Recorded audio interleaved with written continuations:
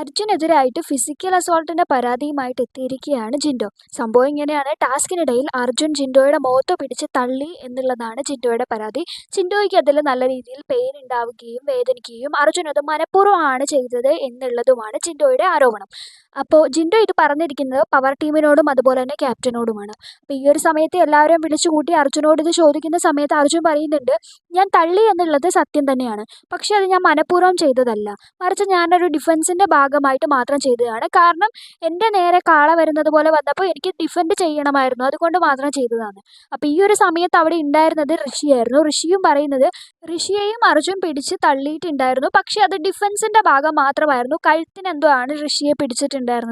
പക്ഷേ എനിക്കത് വേദനിച്ചൊന്നുമില്ല, കാരണം ആ ഡിഫൻസിൻ്റെ ഭാഗമായിട്ട് മാത്രം പിടിച്ചതാണ്. പക്ഷേ അത്രയ്ക്ക് ഹാർഡായിട്ടൊന്നും അല്ല പിടിച്ചിട്ടുണ്ടായിരുന്നത്, പെട്ടെന്ന് തന്നെ വിടുകയും ചെയ്തിട്ടുണ്ടായിരുന്നു. അതുകൊണ്ട് എനിക്ക് വേദന ഉണ്ടായില്ല, അതുകൊണ്ട് എനിക്ക് പരാതിയും ഇല്ല എന്നാണ് ഋഷി പറയുന്നത്.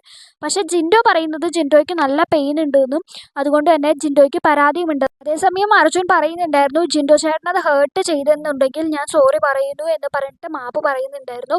ഇനി ജിൻഡോ ചേട്ടനെ തിരിച്ച് തല്ലണമെന്നാണെങ്കിൽ തല്ലിക്കോളൂ, എനിക്ക് കുഴപ്പമില്ല.